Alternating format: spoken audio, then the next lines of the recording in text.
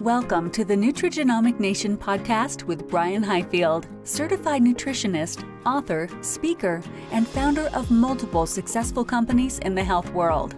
Brian is known for educating healthcare professionals and others on improving their health and their life through breakthroughs in nutrition, technology, and biochemistry. On the podcast, Brian interviews thought leaders in the world of nutrition and natural health. He and his guests share the secrets of a whole life natural approach to health and the life-altering results you can get by making easy changes to your diet and daily routine. Well, welcome to another episode of Nutrigenomic Nation, where we talk about topics related to your genetic health. And so today we actually have our first repeat guest. We have Dr. Pat Boulogne. So she is the author of why I got this wrong last time, so I want to make sure I got it right. Why you are sick, fat, and tired. And so she's the author of that book. She's also a doctor of chiropractic, a certified functional medicine practitioner, a certified chiropractic sports physician, and acupuncture physician. So welcome back to the program, Dr. Pat. Thank you so much. I'm really happy to be here. Awesome. So I know in the first time we talked about, you gave you a little bit about your background, but just give our audience a little bit of a reminder of why you got into healthcare and what made you want to write this book. Oh God, I'll probably give a different reason this time, but well, because I've had so many things happen, to me, but I always have, the other day somebody asked me that question. I said, when I was, 4 or 5 or something like that, I, played doctor. And I always played the doctor. I never played the patient. I never died or anything else like that. And it's an interesting concept of coming from the doctor point of view, because it's always like, it doesn't happen to me, the kind of thing. So it always was interesting to see, that's where like the groundwork came, the salt, so to speak. And then I just had a very huge interest in science and like, how does it really work? And I have to say, when I was in chiropractic school and we had cadaver lab, it was like those, oh, wow moments. You're going, wow, that's so interesting. That muscle ligament goes, and it's just like how the pictures show you. Yeah. It's for me, it's always been a lot of, I like science. I like, does that really work? Let's repeat that experiment, and see if those, if we can not blow up the jar. Cause I've done that before. And when I had chemistry, when I was in college, this guy goes, you do not, he goes, use the glass labs, for stuff that happens. So, but anyway, so I've always had a really big love of that. Awesome. So I want to dive into the book a little bit because you have a lot of helpful chapters listed in here. And I know our audience is very curious about detoxing. And you actually have a chapter called the Detox System, where you list all these different systems. One of them is called the Detox System. Can you talk to us a little bit about what it means to detox? What are the benefits and what's going on inside the body when you do that? I can actually a lot. So the liver's function, one of the liver's function is to detox. This doesn't detox. You never, ever, ever do a detox, and you never, ever want to purge your liver ever. So you want to tonify it so it can do its job better. Because in Chinese medicine, the job of the liver is to spread qi all over the body. So if you're spreading qi all over the body, that means that you're sending good energy to the lungs, to the heart, to the kidneys, to the intestinal tract, to the stomach, small intestine, bladder, whole thing. And so it's important that the liver gets to do its job properly. When the liver, one of its jobs is to do detox. So when you eat toxins in your environment and they get into your body, either by putting it on your skin, 65% of what you put on your skin gets absorbed in your body. So it's really important to read those labels and read what the side effects are, those things that are on the labels that you're putting on your skin, including makeup. I always say, if you can't eat your makeup, then what you need to do is not use it because it should be that good and that wholesome for you. Also, so for the liver, what it does is when you eat something, it goes into your gut. So this is why the gut is so important. And it only has one layer. So if it gets damaged, all that food that you're eating sometimes gets passed into the blood system a lot sooner. It has to then go to the liver to be processed. So when it goes to the liver to be processed, if the liver will try to get rid of it by putting it back into the intestinal tract, so it ends up in the toilet, one way or the other, either through pee or through your bowel movement. And so when it can't do that anymore and it's getting overwhelmed, it starts to store those toxins in blood, brain, bone, and fat. So that's a problem because those are deep organs. And it's hard to get those organs out. So like, for instance, the foods that you eat, you know, can be quite toxic. Everybody who's ever lived in the United States is exposed to heavy metals. There's heavy metals in the foods that we eat. There's heavy metals in vaccines. There's heavy metals in, you know, and, you know, it's just like the air that we breathe. I mean, look at the chemtrails, you know, and so you got to take a look at what the quality of the food is and what the quality of the gut is.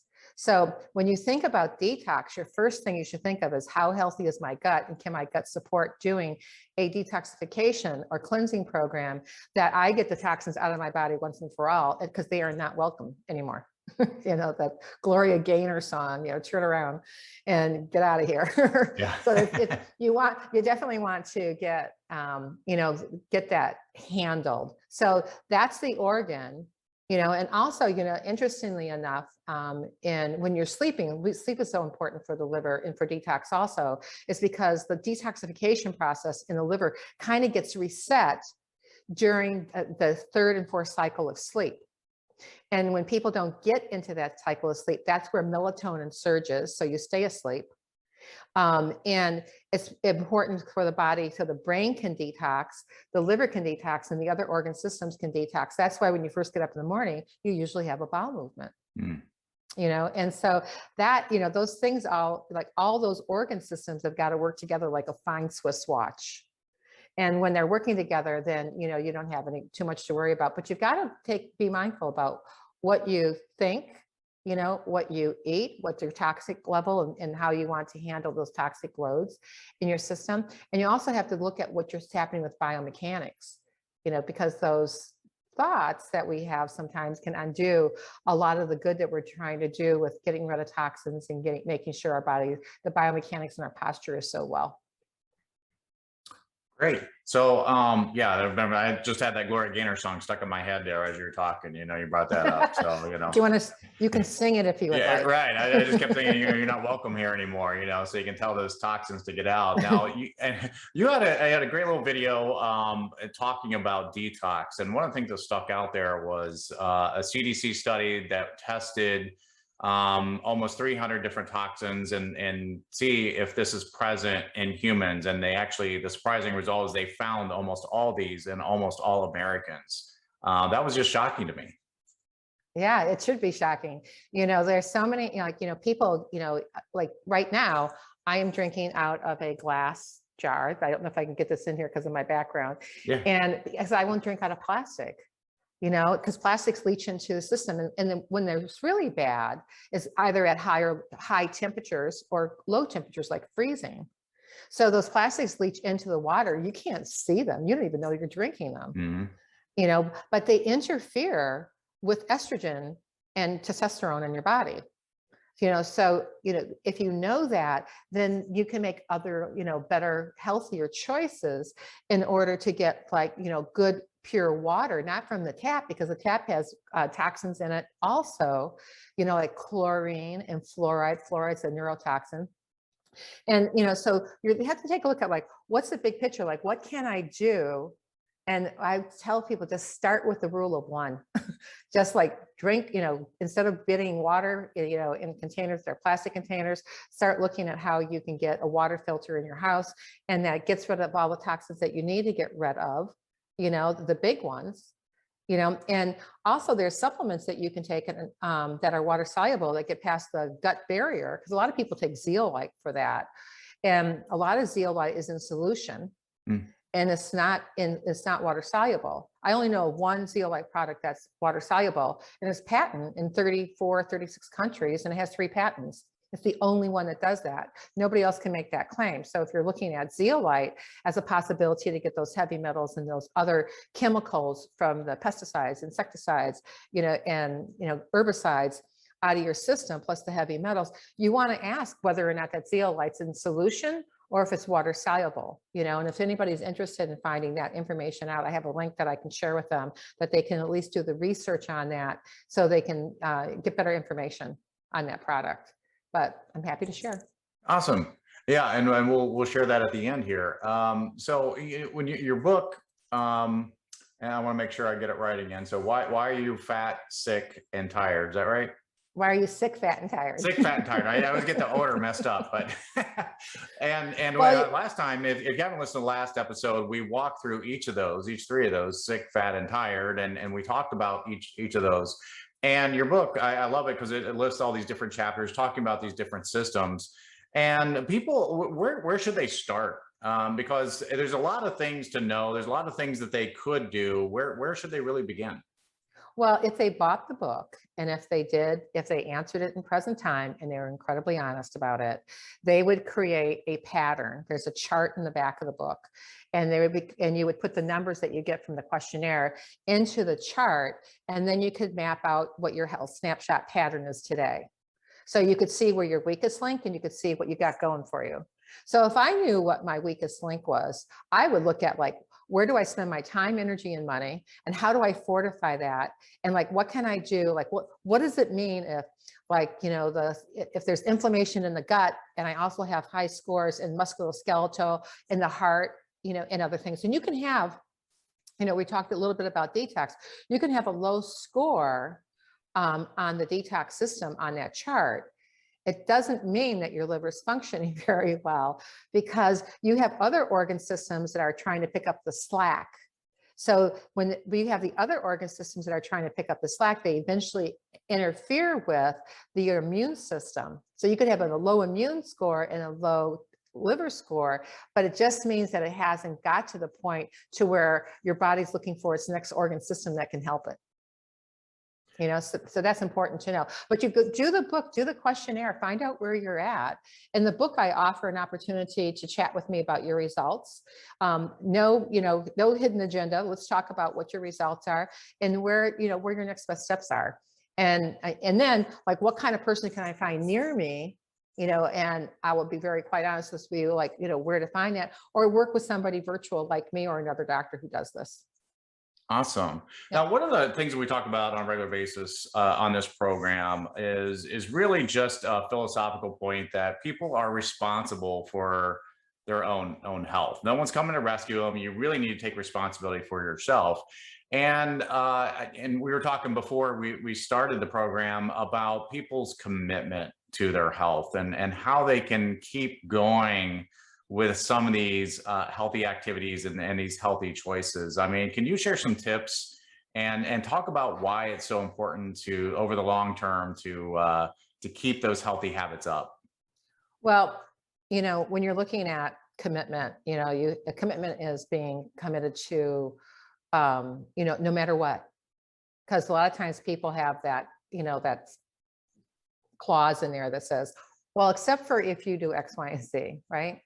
And so the commitment to your excellence, because you have to think like, I want to be with my kids. I want to be with my family. I want to be able to play golf with my, grandkids, and not have to use a cart. And so there's things, it depends what's your why? And how strong is that why in your life? So if you have the why and it's like cement and it's in bold, just that's my goal. That's my goal. That's my goal. Then you go, what behavior do I have to have in order to reach that goal? And if that's what behavior do I have? And, I always ask people if they're willing to do what it takes to be healthy. If they are, we're on the same page. We work together. If they're not, I send them on, and because I don't have a tolerance for, oh, I did this. And everyone makes mistakes. Everyone, even if you're going to sin off your diet, do it very rarely and do it well. Don't make it, it's oh, I'm going to have cotton candy. I mean, that's to me is not for me. That would never be worth, breaking that. And plus I don't like sweet things at all.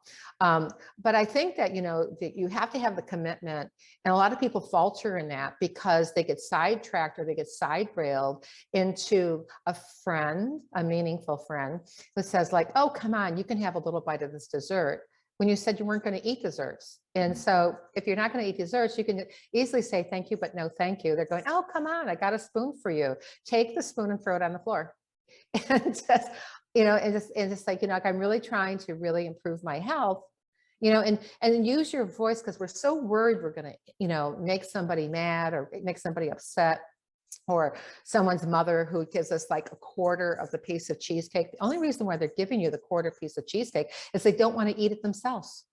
And so, when and you can say, very politely, just say, I'm on a particular diet because I need to improve how I think, how I feel, and how I move.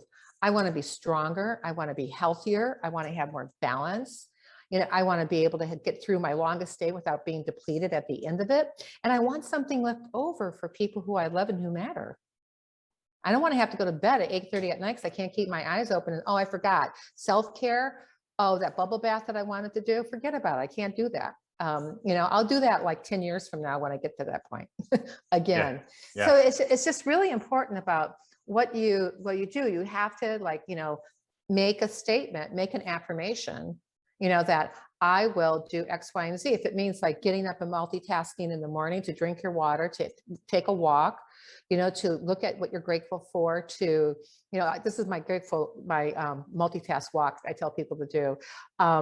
And, then look at an exercise portion of that, and then look at journaling. You can dictate your journal into your telephone. Everyone wears earphones, so you can dictate it in your journal, and it's like, what are 3 of the most important things I can do today for myself?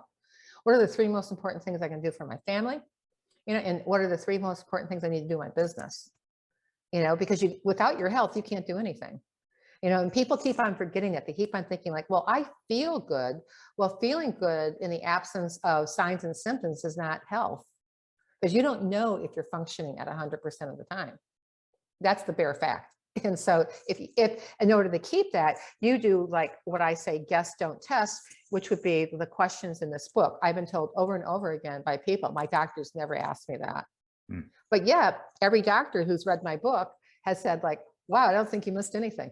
So it's important to understand what your baseline is and what you have going for you, what you don't have going for you, and then fortify what you don't have going for you with simple, easy steps that get you unstuck, so that you can move forward faster, better, and have the results that you want to have. So you don't have to think about it. It becomes a habit. And we talked earlier about, right? Like the 21, 90-day rule, which it's a funny rule, because 21 days, they say, is what you need to do in order to make a habit. Well, that's not true. The average is 66 days. And going back to like the first people, the average is 18 days for a start and 265 days, which is 8.5 months. No wonder no one makes it past New Year's, like January 10th, without breaking. It's because they're not A, committed, and B, they don't have a specific plan that gets them unstuck and to be able to move forward better, faster, and simpler. And that's the bottom line. That's black and white. So, the 21 90-day rule for people is that you do a specific thing that you want to have become natural, don't have to think about it, for 21 days. Then you do it for another 90 days. When you've been successful for 21 days, and then you do it again for another 90 days, and when you stop thinking about it, and you just get up, and the first thing you do is you have 16 ounces of water, because your water is so essential for the 5 pillars of health, which are diet, nutrition, exercise, proper sleep, proper mental attitude and mindset, and properly functioning nervous system and posture, the biomechanics. It's important for every one of those. It's something that's like transcends each one of the pillars of health and are essential for maintaining, your health, all of it. Yeah, and I for some people, just getting started seems daunting, and so day 1, day 2 is the hardest, but then starting day 3, it gets so much easier. And if you go that full 21 and then the full 90 days, it's ingrained. And I like what you said there in the beginning is. It reminds me of Stephen Covey, the 7 Habits, right? His rule is, begin with the end in mind. And if you have an overpowering why you want to be healthy, stay healthy in the first place. And I love your examples, especially the golf one, because I'm a big golfer, right? So I want to be able to golf with my kids and my grandkids in the future, and me. Yeah. and a lot of people, aging accelerates as we age, and it sneaks up on you, and all of a sudden you can't do something that you used to before. And it's just worthwhile to do that, to do those steps and invest in your future health. Well, there's a rule of 1. And the rule of one says, like, what if I remember off the top of my head, well, you're going to start being healthy. So what do? It's just like, well, I can walk around the block. Mm-hmm. I can walk around 1 block. So you start that day walking around one block. You weigh 150 pounds. So your goal is to drink 75 ounces of water. Wow, I don't know if I can do that. Well, start drinking 16 ounces of water the first day. The second day, drink, and keep on building up till you get up to the amount that you need to have in order to give your body the hydration that it needs in order so it doesn't break. If you don't put fresh oil in your car on a regular basis, your car doesn't run very well. Yeah, it's good baby steps just to get to their goal. You don't have to go out and run a marathon day one. Start, like you said, just walking around the block. Yeah, and do it just like as soon as you say, like, okay, ideally, 15 minutes a day out in the sunshine is perfect for you because you get the vitamin D from that. Also, but while you're out there, take a 15-minute walk. Take a 20-minute walk 10 minutes one way, 10 minutes the other way. You at least probably will do at least a mile. And at a given pace. And then you can do other things like, what are your other goals? Like, I want to improve my lifestyle. I want to read 20 books a year. So if I want to do that, well, I can listen to a book while I'm walking. It's just like in that portion of what you're trying to do. So it's just like, I can read 1 chapter every day, before I get out of bed.